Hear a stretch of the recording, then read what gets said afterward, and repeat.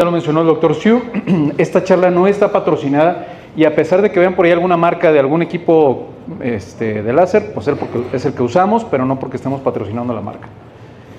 El caso de Silvia es una mujer muy activa en todos los sentidos y proactiva y en edad ya no reproductiva, ya con sus hijos y demás. Silvia yo la conocí, quienes estuvieron conmigo en alguna sesión que dimos hace poco en el curso sabatino de colposcopía de climaterio y menopausia, di esta misma charla porque era de climaterio y menopausia como tal y di el ejemplo de Silvia. Cuando yo la conocí, Silvia era una maestra, sigue siendo maestra, en aquel entonces no recuerdo si secundaria o preparatoria, y era una mujer que yo veía muy activa, en sus años más productivos. Y daba clases en una escuela y estaba estudiando, pero también estaba haciendo una maestría y quería agarrar otro turno en la escuela.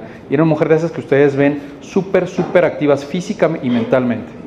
Y la estuve viendo durante varios años y ella fue creciendo, por no decir envejeciendo conmigo, hasta que dejé de verla durante 4 o 5 años. Silvia regresa alrededor de sus 55 años más o menos. Yo la había dejado de ver llegó como a los 53. Yo la había dejado de ver seguramente a los 48 tal vez. Y llega y ve una Silvia totalmente diferente. Una Silvia apagada, una Silvia cansada, una Silvia que se quejaba de que no le daba el día, no le rendía el día y estaba agotada. No nada más físicamente, sino mentalmente también. ¿Y por qué? Pues porque vino la menopausia. Y no voy a explicar hoy todos los trastornos que trae la menopausia en la mujer, que son no decenas, sino centenas de trastornos y que todos nosotros como ginecólogos deberíamos de ser expertos en el buen manejo de la menopausia para poderle dar una mejor calidad de vida a la paciente. A pesar de que revisé a Silvia y ella ginecológicamente estaba sana desde el punto de vista de Papá Nicolau, de prueba de virus de papiloma, de colposcopía, la revisión de mamas, le mandé a hacer una mamografía, estaba bien, en su ultrasonido se veía todo bien en cuanto a su útero y sus ovarios, ginecológicamente sana, pero no tenía calidad de vida. Silvia estaba realmente en una etapa de climaterio muy importante que también afectó a nivel genital. Y a nivel genital estaba así. Y no me refiero físicamente, sino funcionalmente. Deseo sexual hipoactivo, falta de lubricación, dolor al coito, falta de lubricación al coito como tal, por supuesto, falta de llegar al orgasmo. Ella me decía que nunca llegaba al orgasmo en su relación sexual cuando tenía que tener relaciones, con problemas maritales por lo mismo, y son cosas que ella normalmente no expresaba a menos que se lo pregunte el ginecólogo. Y por eso fue mi pregunta inicial: ¿quiénes de nosotros hacemos un interrogatorio específico o dirigido para salud sexual y salud genitourinaria? La verdad es que pocos, Nos vamos al motivo de consulta y decirle: ¿estás bien? No te preocupes, regresa en un año.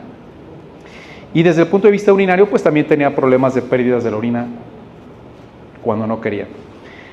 Lo que mencionaba hace un rato, hay que tener mucho cuidado de que las técnicas que apliquemos tengan de alguna manera respaldo científico o estén avaladas por expertos, no nada más de mi cuadra, no nada más de Guadalajara, no nada más de México, sino de todo el mundo. Y la segunda indicación en ese sentido o recomendación es prepararnos bien, entrenarnos bien para las técnicas que vayamos a hacer con nuestras pacientes. Artículos y publicaciones a nivel mundial hay muchísimas acerca del láser y el uso del láser como bioregenerativo para el tracto genital inferior. Y esto no es algo nuevo, desde hace muchos años, décadas, se utiliza este tipo de láser o este tipo de tratamiento, ahora también la radiofrecuencia, para tratamientos faciales o tratamientos corporales que se han utilizado durante muchos años por cirugía plástica o por dermatología. Láser fraccional para el tratamiento de la vulva y la vagina en la posmenopausia y cuánto dura el efecto.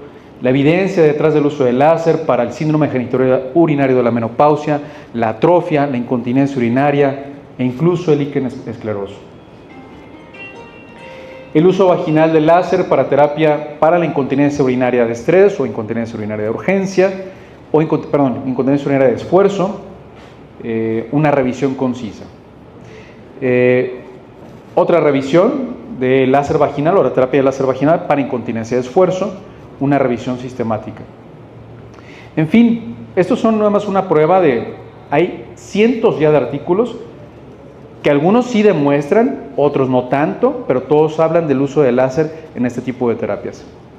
Más allá de eso, les platico que en España, por ejemplo, está indicado como salud social a absolutamente todas las pacientes posparto como parte de su tratamiento, una rehabilitación genital posparto con láser.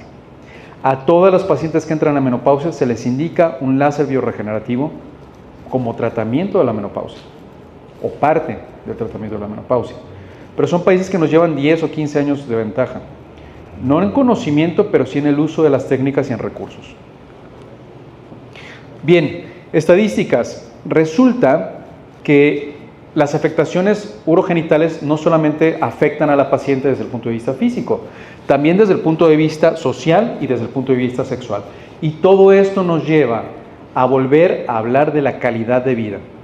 Si nuestra paciente está físicamente sana, pero no tiene una buena calidad de vida, no estamos siendo lo suficientemente eficaces como médicos para ella. Otro ejemplo, que a lo mejor me salgo un poquito del tema, pero una mujer que nos diga que tiene un sangrado abundante al menstruar y que eso le molesta en su día a día, le da inseguridad y tiene problemas de diferentes índoles, hablando de cuestiones de su calidad de vida, a pesar de que nosotros tengamos una hemoglobina de 12 o 13, ella sí tiene un problema que nosotros podemos ayudarle. Y por supuesto que no me refiero a hacer una histerectomía, claro, hay muchas otras opciones, pero es escuchar a la paciente en todas sus esferas, no nada más en la cuestión física per se o la cuestión médica. Síndrome genitourinario de la menopausia. En 2014, la Sociedad Americana del Norte para la Menopausia acuñó ese término como tal, que no reemplaza el término de atrofia vulvovaginal. ¿Por qué? La atrofia vulvovaginal solamente es una parte del síndrome genitourinario de la menopausia, porque como síndrome constituye un conjunto de signos y síntomas que pueden presentarse algunos o todos de ellos en la paciente. La base principal para el desarrollo, evolución y progresión de este síndrome sabemos que es la falta de estrógenos o la disminución de estrógenos. ¿Y eso cuándo viene? En la menopausia, ya sea inducida, artificial, quirúrgica o natural. Más del 45% de las mujeres que están entrando a la menopausia van a tener síntomas genitourinarios específicos por la falta de estrógenos, o sea, casi la mitad.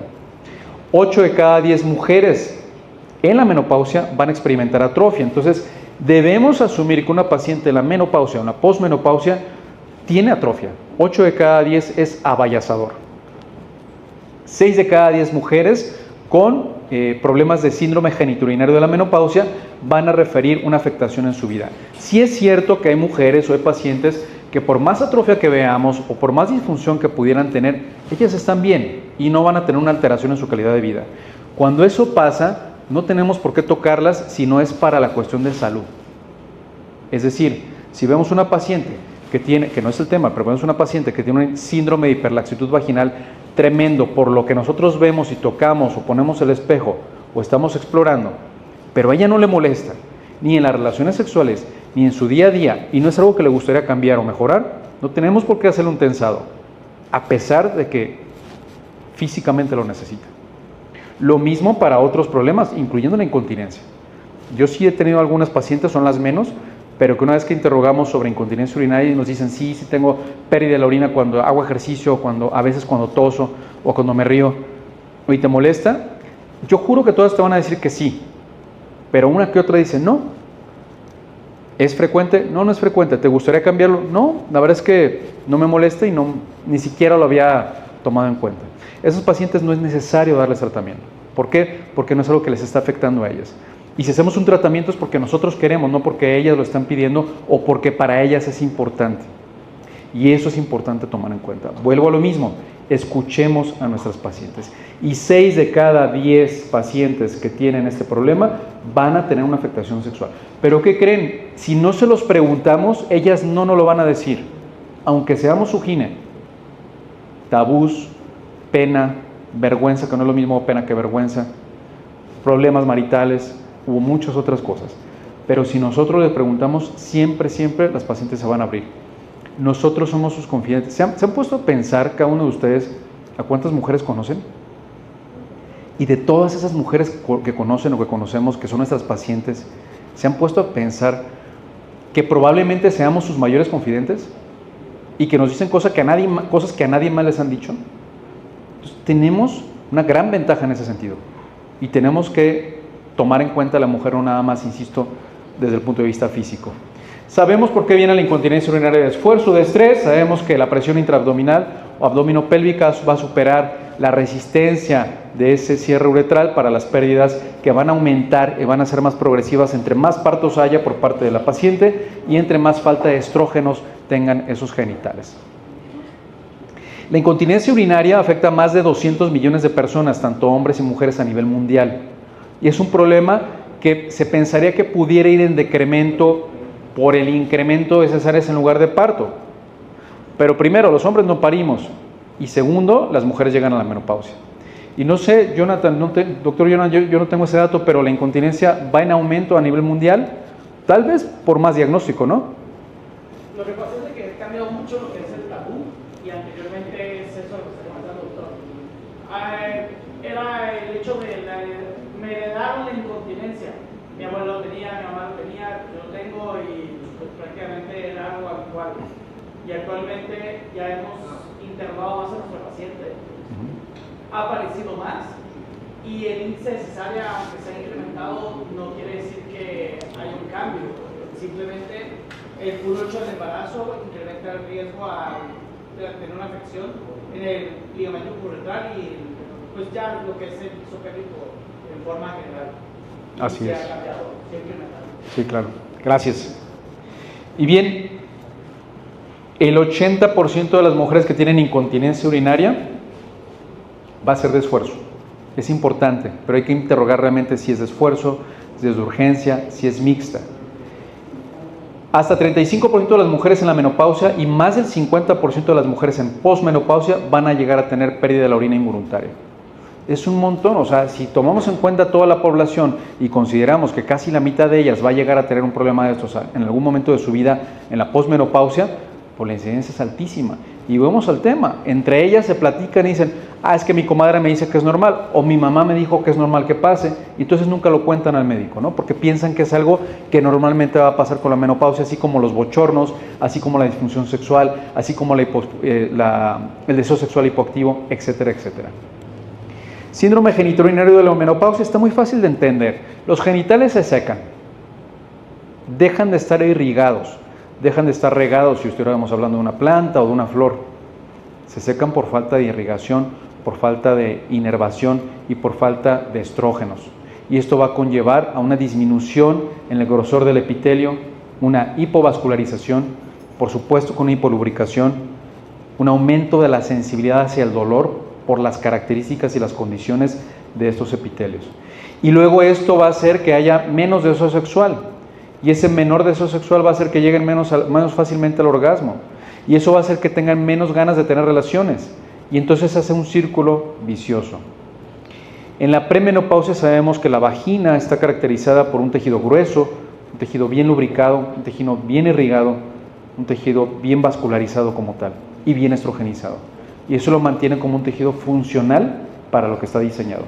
En la posmenopausia sabemos que es todo lo contrario, se adelgaza y se hace liso, está hipovascularizado, está hipolubricado. Y todo eso, en consecuencia de la falta de estrógenos, nos va a llevar a una falta, a una disminución, a una pérdida del colágeno y elastina, tal cual como pasa en nuestra cara, y por eso se nos cae y se nos arruga la cara, y como pasa en otras partes de nuestro cuerpo. La diferencia es que la cara no la frotamos. Y la diferencia es que en la cara no la queremos para sentir orgasmos, la vagina sí. Y si no está funcional, la calidad de vida de la paciente va a disminuir. Ahora hay pacientes que nos dicen, a mí ni me importa, mi marido ni voltea a verme ni me interesa. O como me dijo hace 2 días una paciente, no me acuerdo si alguien estaba conmigo de las doctoras, dice, doctor, está padrísimo lo que me dice, que me van a dar ganas otra vez, que voy a lubricar, que voy a tener orgasmos, que hace mucho que no tengo, es más, hace mucho que no tengo relaciones. Pero dígame cómo le hago para no ver a mi marido y que no me den nada de ganas. Dije, no, pues ahí no puedo hacer nada, ¿no? Entonces, también hay que tomar en cuenta todo lo que nos dice la paciente. Síntomas del síndrome genitourinario: sequedad vaginal, infecciones de repetición, tanto uretrales como vesicales, como vaginales también, o cérvico-vaginales. Dispareo evidentemente, ardor o dolor urogenital, que no está caracterizado necesariamente al momento de tener coito, puede ser en cualquier momento, con el frote de la ropa, con el ejercicio, con el calor, etc. Y es un ardor que perciben las pacientes urente que no tenían antes. disfunción sexual, como habíamos mencionado, entre muchos otros. Esta fotografía me gusta porque demuestra la diferencia entre un epitelio atrófico, posmenopáusico, sin estrógenos, sin colágeno y sin elastina, comparado a un epitelio sano, joven, hipervascularizado, lubricado y estrogenizado. Es una fotografía de cortes histológicos donde demuestra también clínicamente la diferencia entre un epitelio grueso, turgente, vaginal, contra un epitelio ya atrófico en la posmenopausia. Esas rayas no sé qué hacen ahí, pero bueno. El manejo, ¿puede ser con estrógenos? Sí, sí puede ser con estrógenos. Sabemos que se absorbe una porción, un mínimo porcentaje de esos estrógenos conjugados a través de la mucosa y esos estrógenos van a circular en la sangre y normalmente no nos va a llevar a un mayor riesgo comparado a la ingesta de estrógenos o los estrógenos transdérmicos o inyectados o en pellets. Pero va a mejorar la función solamente de lubricación, no va a mejorar el tensado de la vagina como tal. Puede mejorar el problema de incontinencia urinaria, pero solo desde el punto de vista de la falta de estrógenos. La incontinencia urinaria dada por la debilidad del piso pélvico y la debilidad del esfínter, esa no va a mejorar necesariamente con los estrógenos. Es el tratamiento ortodoxo, sabemos, insisto, que es hormonal y tiene que llevar un control por parte de la paciente, es decir, depende del usuario. Si el usuario no lo utiliza adecuadamente, no vamos a tener un efecto. ¿Y cuántos de ustedes han tenido pacientes que le recetan estrógenos conjugados en crema, de la marca que ustedes quieran, la revisan al mes y le preguntan, señora Lupita, ¿se está poniendo la crema? Sí, me la puse y se me acabó y ya. Y le duró un mes. Eso sí regresó al año. Y si regresó a los 5, pues duró 5 años sin estar con terapia local. Lo nuevo son las terapias de energía, tanto el láser como la radiofrecuencia.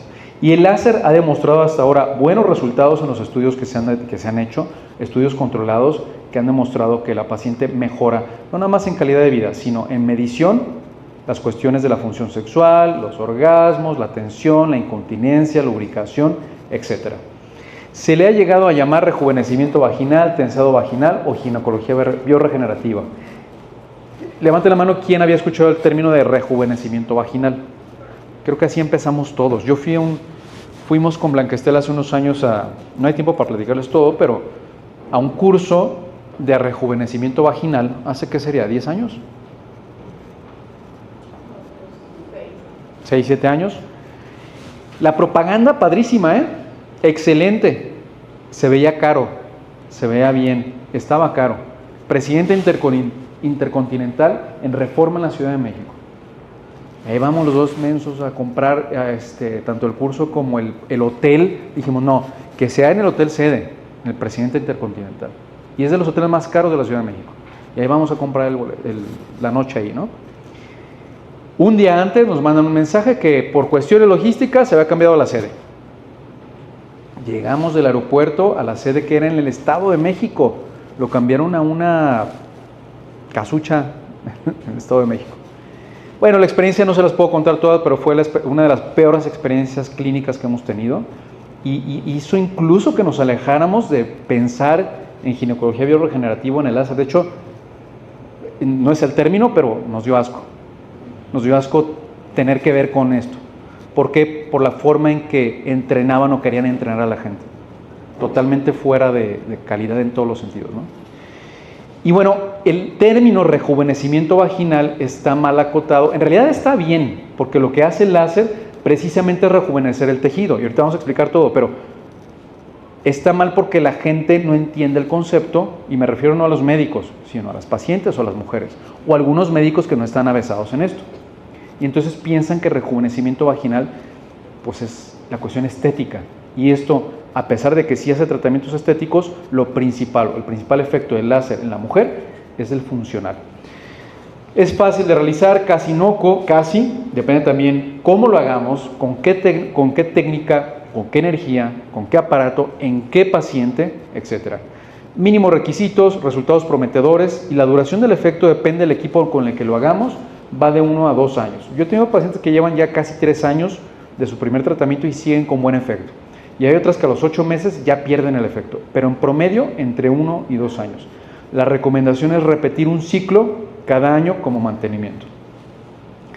El término de rejuvenecimiento vaginal nos puede llevar a esto, a que nos llegue una paciente como ella para que le hagamos un rejuvenecimiento vaginal, o sea, un tensado vaginal por atrofia.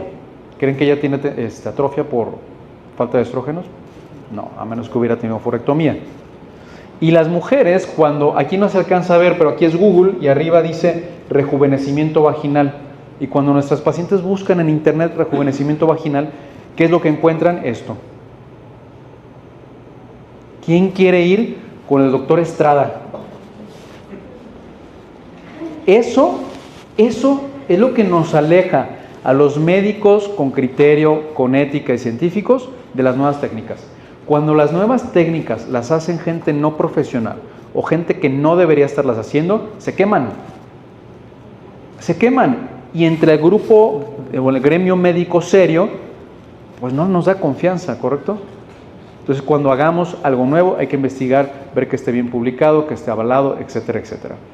Aplicaciones cada vez hay más, pero las que la FDA de Estados Unidos ha avalado para el uso del láser genitourinario son síndrome genitourinario de la menopausia, síndrome de hiperlaxitud vaginal, incontinencia urinaria de esfuerzo, en el posparto, despigmentación vulvar, líquen escleroso, algunas, no todas, dermatosis vulvares, tensado vulvar y manejo de cicatrices. Todo esto está avalado por la FDA en diferentes parámetros, diferentes aparatos y diferentes proofs de los mismos aparatos para el manejo, ya sea estético o funcional genital. Equipos hay muchos, de todos los colores, todas las marcas, todos los precios, etc. Yo los comparo con los coches. ¿Qué diferencia hay entre ¿qué traen los Uber ahorita? Versa. ¿Sí? ¿Traen Versa? ¿Los Uber? Que están amplios y están... ¿Sí? Ok. ¿Qué diferencia hay entre un Versa y un Ferrari? Los dos te llevan del punto A al punto B. En los dos te tienes que subir, manejarlos y te llevan. ¿Correcto? ¿Pero realmente son lo mismo? Pues no. ¿Cuál cuesta más? Por muchos motivos que no vamos a decir ahorita, ¿no? Lo mismo los equipos. Entre más caro no necesariamente quiere decir que son muy superiores, o sea, sirven para lo mismo, pero evidentemente no son lo mismo. Sobre todo el respaldo de investigación científica como los medicamentos alópatas. ¿Por qué algunos equipos son mucho más caros que los baratos? Pues porque tienen investigación que los avalaron ante la FDA, por ejemplo. Igual que los medicamentos cuando salen la primera vez, que tienen que pagar su investigación y su marketing y todo. Realmente la pastilla que compramos cuando acaba de salir en $1,000 la pastilla, claro que no vale eso. Lo que vale es toda la investigación que está detrás para sacar esa pastilla. Y luego los genéricos, pues ya no tienen ningún esfuerzo, ¿no? Pero no los regula nadie. Los DOTS es lo que hace el láser tanto en piel como en mucosa, que son microlesiones, lo vamos a ver ahorita en videos, y esas microlesiones crean una necrosis térmica, una microlesión. Esa microlesión va a desencadenar una cascada de reparación interna en el epitelio que va a producir una regeneración celular y va a aumentar la vascularidad y va a aumentar la generación de elastina y va a aumentar la generación de colágeno, y entonces esa piel o esa mucosa literalmente van a rejuvenecer, pero no por el efecto del láser. El láser solamente estimula al mismo organismo para que el organismo produzca su propia colágeno, elastina y rejuvenezca en ese sentido. Por eso no es un tratamiento permanente, porque después vuelve a perder el efecto porque la mujer o el epitelio sigue envejeciendo y vuelve al estado basal, y por eso hay que repetir los tratamientos cada 1 a 2 años. Esa reepitelización es básica y es base para la formación de mucosa nueva, más firme y más gruesa, hablando de vagina en sí. El metabolismo, hay diferentes efectos del láser o de la luz del láser como tal.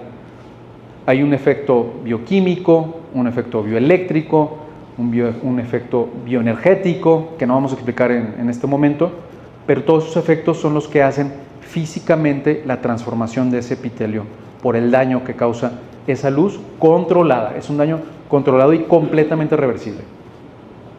Y esta es la forma, hablando de la piel de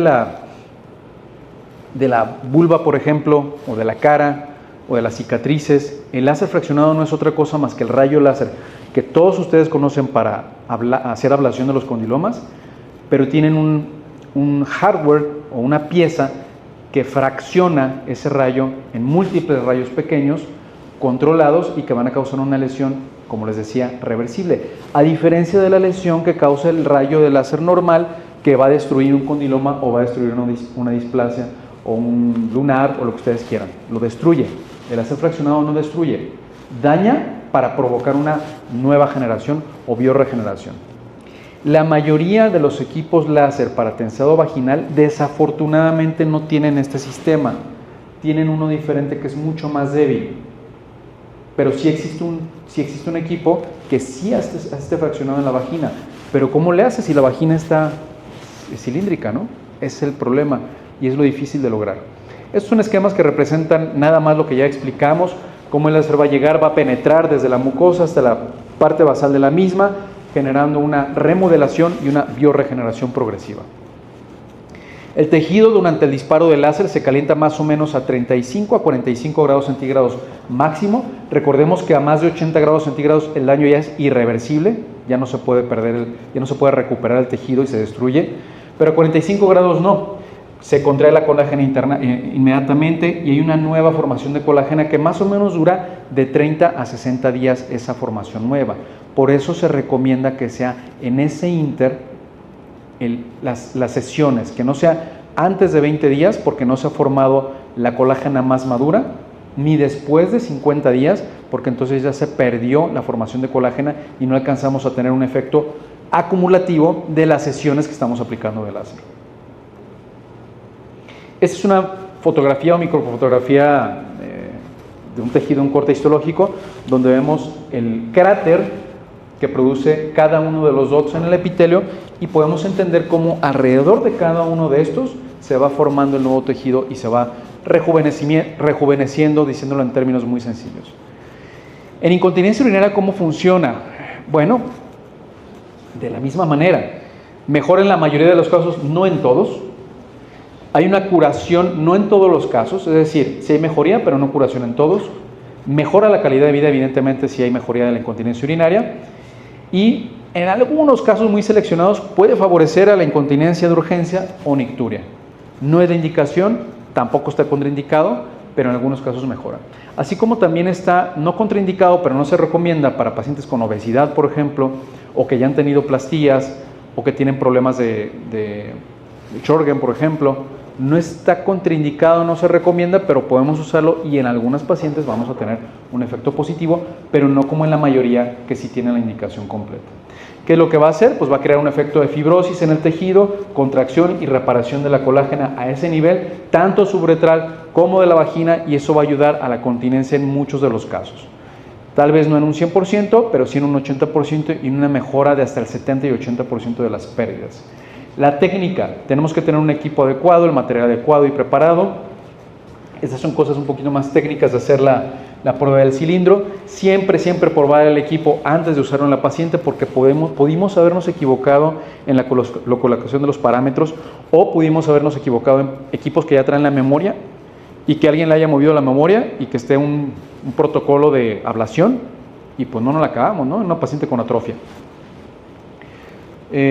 Posición ginecológica, otras cosas muy concretas o puntuales. Nunca usar gel, porque si usamos el gel se pierde el efecto, el gel va a absorber toda la energía y pues no nos va a servir. Usar aceite para bebé, por ejemplo. Esto es un marketing. Quiero presentarles este video, a ver si se escucha porque está en la computadora nada más, voy a poner el micrófono, pero quiero que vean el nivel de lo que logran los marketeros, los mercadólogos. Todo lo que yo he tratado de explicarles ahorita desde el punto de vista científico, lo van a entender de una forma mucho más sencilla y no va a hablar de nada de ciencia. Y me refiero a las indicaciones, o sea, para qué es el láser y a quién le puede servir. Y esto, la verdad es que si nosotros lográramos ese nivel de comunicación con nuestras pacientes, otra cosa sería. A ver si lo alcanzan a escuchar y a ver si... Voy a apagar un poquito la luz para que se vea. Y lo que quiero, no es que vean el comercial de hecho, no sé si sale el aparato, pero ¿cómo manejan estos cuates de marketing? ¿Qué fue eso? Un anuncio de Femile.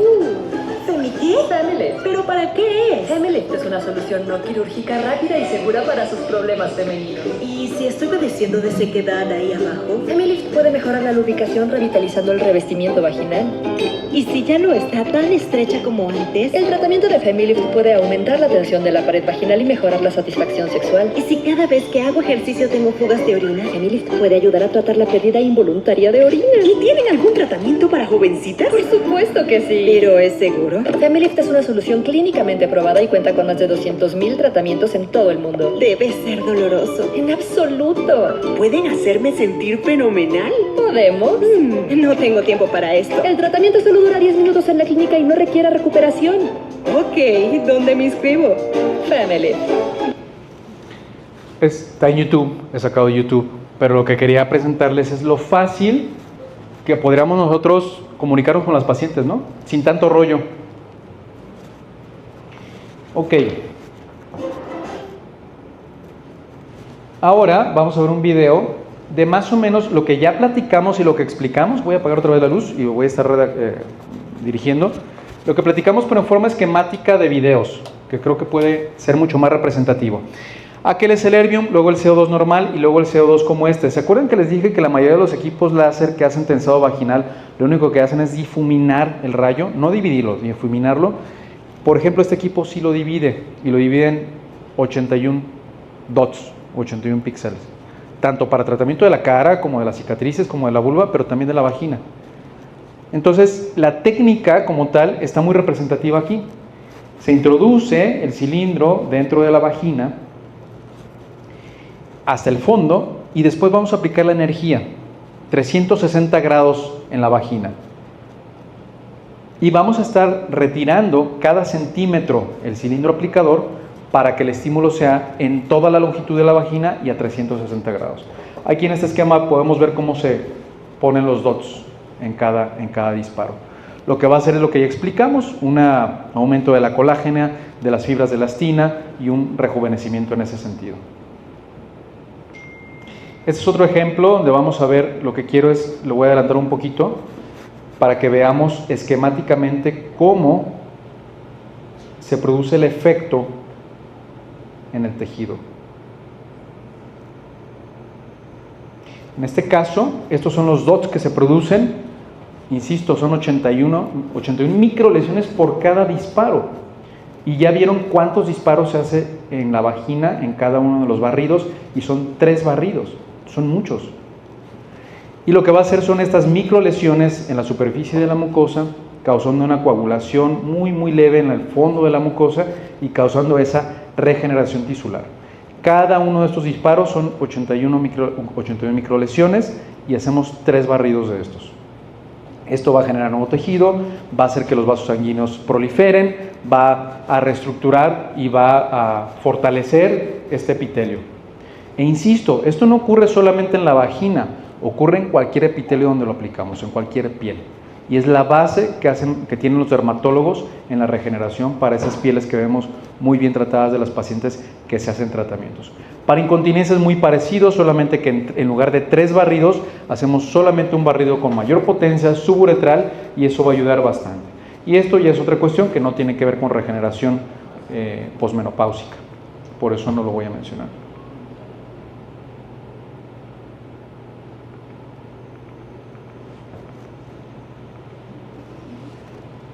Y aquí, perdón, pero ya no sé cómo, no sé cómo me regreso a la presentación. ¿Cómo me salgo de YouTube?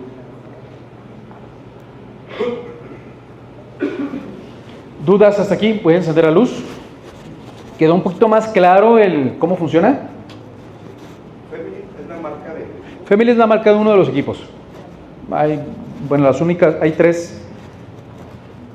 Hay tres en México oficiales o avaladas. Una es Femilift, otra es Mona Lisa y otra es ahorita le doy la marca, hay una tercera. ¿Femtouch también? Okay. Lumens, ajá, exacto. Son 3 nada más. Todas son buenas, las que están avaladas y funcionan bien. Tienen diferentes formas y diferentes características, pero son buenas. Conclusiones, evidencia científica sí hay mucha, quien quiera se las comparto y cada vez hay más. Lo que los invito a todos ustedes, si empiezan a hacer ginecología biorregenerativa, es que busquemos evidencia nuestra también. Tenemos un montón de pacientes. ¿No hay nadie de Liste aquí? No, ¿verdad? Fui a Liste a ofrecer un protocolo de investigación hace unos meses. Fui al departamento de enseñanza e investigación. Oye, me gustaría hacer un protocolo con todas las pacientes que tengan incontinencia, hacerles láser y ver cómo mejoran. Nosotros venimos aquí, hacemos los interrogatorios, seleccionamos a las pacientes, nos las mandan a la clínica, les hacemos el tratamiento, evidentemente sin ningún costo, y la regresamos. No se puede porque no es en la institución. Ok.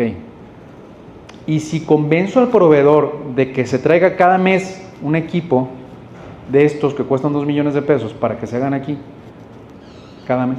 No, porque pues es que nos metemos en conflicto. A lo que voy es que es bien difícil hacer investigación, porque no nos dejamos. Tengo, como voy en tiempo, quién sabe.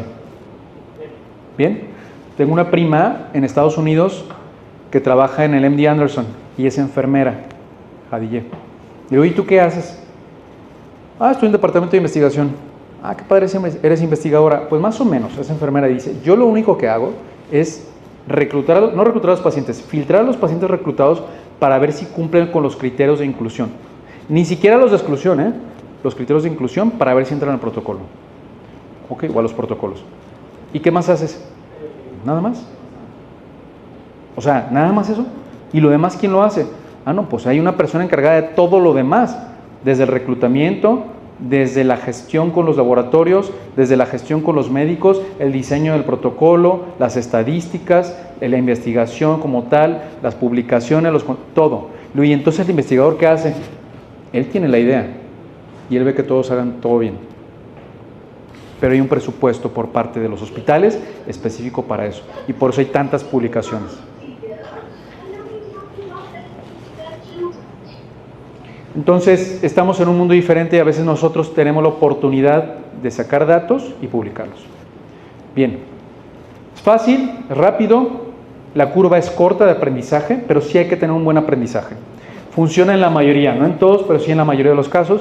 La verdad es que yo me sorprendí las primeras veces que empecé a ver los resultados que nos reportaban las pacientes a nosotros. Yo era muy escéptico, sobre todo en la cuestión de incontinencia. Y cuando los pacientes regresan y nos dicen cómo les ha ido, insisto, no a todas, pero sí a la mayoría, la verdad es que yo me sorprendí.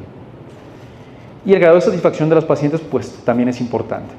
Debe seguir la investigación, indispensable el entrenamiento adecuado y elegir muy bien el equipo adecuado para no arriesgar a nuestros pacientes, por supuesto.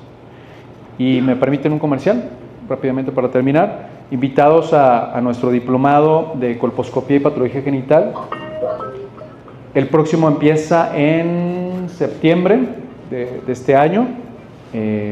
Vemos todo desde lo que acabamos de platicar, que es láser biorregenerativo y funcional, hasta lo que es pues colposcopía, tratamientos láser de ablativos, tratamientos de conizaciones, etcétera. Es decir, todo el diplomado completo. Y también tenemos el curso de láser, que es nada más para láser biorregenerativo, de un solo fin de semana, que va a ser en el mes de julio, donde vemos única y exclusivamente láser para tensado vaginal, biorregeneración para síndrome genitourineo de la menopausia, manejo de incontinencia e hipopigmentación vulvar. Eso lo hacemos con pacientes reales, por supuesto, es 100% práctico y bueno, pues utilizamos o tratamos de utilizar pues de la mejor tecnología disponible para que ustedes puedan aprender de la mejor manera. Informes están ahí y pues muchas gracias por su atención.